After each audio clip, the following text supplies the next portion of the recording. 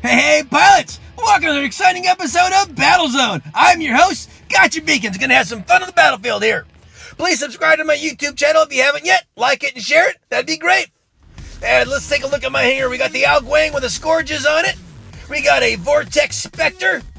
The next bot up here is my beautiful Zeus Fury. The Zeuses are level 12 here. Then we got a Bulgasari with Terrans on him. Does pretty good for corner shooting.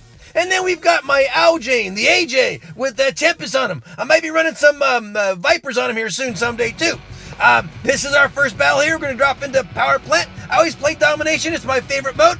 I'm going to open up with the Alguang. These Scourges are really kind of fun. And what happens when he goes up into flight, he has a little bit higher durability. I also got a little armory on him too. I got a new skin and it gave him a little bit 5% boost on the durability, so it's nice. We got an AJ coming at me right now. All you do is gotta dodge them when they land, then you go in for the kill. If you even get a shot at it. I like going after this this beacon over here, in case you're wondering what I'm doing here. So this is my tact. When you spawn from that little grassy ridge over there where we did spawn from, this is a great beacon to go for because they're going to get the one in the gap more than likely, and the one down below on the seabed, on the dry seabed where the big freighter is. But if you can grab this one, which is kind of like their home spawn beacon, you can actually get a really nice dynamic on them, a really good positioning, because now we've got kind of their home spawn beacon.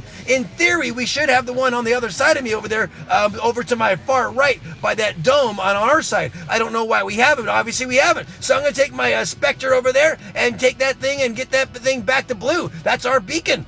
They kind of pulled the same thing on us. Now, one of the things I did pretty good there with the Alguang, as you saw, I got a rampage on him. One thing I'm not doing so good here on the Vortex Spectres, I'm not really shooting at the right time. I missed a shot earlier there. I miss a lot of shots. I kind of get a little excited sometimes. There, I missed another shot because that guy was being taken out. So this is something it's a good lesson. Look, I missed that guy too because I'm launching too soon. I'm launching when I don't need to. And that definitely is a rookie move, guys. Hold your weaponry, hold your fire until you've got a really good shot and it's going to count. Otherwise, you're just wasting a shot. This is all about timing and pacing. One of them is making sure that every shot counts.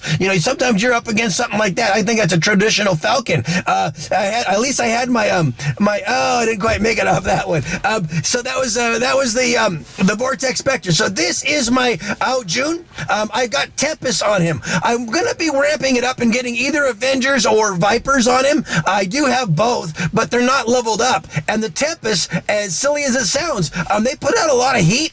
And I put the by the way, see that? I got the phase shift on him too. I'm still going after this beaconer. I think it really is the best one to get if you can, because it kind of puts them behind the 8-ball. As long as you can hold your standard spawn beacon well, and it kind of just, again, it puts them behind the 8-ball. Look at it. We're getting ready to have a 5 to none beacon advantage.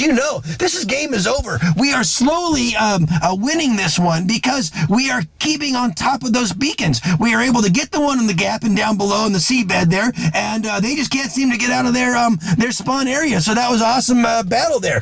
Good job on everyone. It was just a matter of staying on top of those beacons. But if you ever have a chance to do that, try that one if you have some mates that'll follow with you, and go after that one over to the far left, which is kind of like their spawn beacon. It puts the dynamic on the battlefield pretty well. Sometimes people think that that's a hard spot to start from, but if you do it right, it actually works out pretty well. So there you go. Let's hop into the next battle here. This is Shenzhen. I'm still going to open up with the Alguang. It's really a good opener. Sometimes I'll open up with the Aljune on other maps. I think on Springfield, I'll open up with that one. But for this one, it's pretty good. Now watch what's going to happen. I'm going to hit that guy. He's going to go, whoa, whoa, whoa, whoa, whoa, I'm out of here. And that's sometimes all you need to do, rather than waste a bunch of your shots. Now he's going to kind of try to come around to the front side. It's a little Camille. He thinks he's got this one, but I'm just going to go out there and visit him, say goodbye, and then tuck back in here. Now we got some big guys coming by, and I don't know if I'm going to be able to face these guys very well, because now it's one of me and two of them. So, my guy was there, but he didn't quite get it. So I'm going to hop back. I'm going to kind of go back can help him. But I'm going to try to see if I can kind of whittle away the center there. But now I'm going to go back and see if I can take these guys, because I think they're both worn down quite a bit, and I think I can get them. So here, I'm going to come in through the backside here, and I'm going to grab the beacon first. Always grab the beacons first. Make sure that part's taken care of. And then when he lands, boom, knock him out. And then I'm going to turn around and see if he's got any buddies on either side. He does. Let this guy land, and phase shift, let him drop. Boom! Get a second one here. Guys, this is how you do it. It's all about timing and pacing and planning. There's a guy on the roof. I can't get to him. I can try, but I can't fly up high enough. And if he's just satisfied with sitting there and trying to pick out people from the beginning or from the roof side, that's fine. I'm going to see if I can get a glimpse at him. And I did, but I didn't have my weaponry at the time. I unfortunately, I ran dry there, and I'm done on the middle there. But I was focusing on the beacons. Now, they're coming back, and they're going to have a beacon advantage here in a second. And if you look at the beacon bar, we're only up a little bit. So it's important that we figure out something. Now, this is my beautiful Zeus Fury. This is not the map for the beautiful Zeus Fury. It really is horrible. But he does pack a mean punch, and if I can get just a glimpse of anyone, they're going to feel it. You know, level 12 is pretty potent, and I'm going to go back here and see if I can't help out over here. It looks like my guy is facing just the one guy, and he took off, so good. So if I get up here to the center part, I can look and basically take out anyone going after the center beacon. Looks like someone's going to try to come around and take on two people. Not a very smart move there, guy. So now I've got 600 meters, which means I can reach all the way across the field if necessary. Looks like someone's got a really nice Talumba pinned on me. That took me the Zeus Fury down quite a bit, but he's still got some weathering to do. He's got I think he's got a pilot skill that continually regenerates his health. So that's kind of a nice thing to have. Well, I thought that guy was on the front side of that thing, so not a very good shot. But the recharge button, the reload button on the Zeus Fury is actually pretty good. Oh, this is not going to be good for me. So what I'm going to do is I'm not going to be able to defend that one. So I'm actually going to avoid him if I can. Maybe get a little shot on him. Oh, and he froze me. There goes the beautiful Zeus Fury. But I got plenty more here. So this is my Bulgasari. It's a Terran Bulgasari, 350 meter range on the Terrans. You guys know that one. But he's also got a really nasty physical shield. Keeps him pretty durable. We got 4 beacons right now, so it's really looking good for us. We got him on the run, and I might just cannot get over here and I couldn't tell if that was the Talumba guy or not. If it was, I didn't want to catch his flack. But yeah, we're done. They got 2 guys left. We're gonna probably. I'm not even gonna be able to get to this beacon before the beacon bar is down to nothing, and that's going to be a nice green banner for us. So good job, guys. A lot of really good beacon management from my team on that one.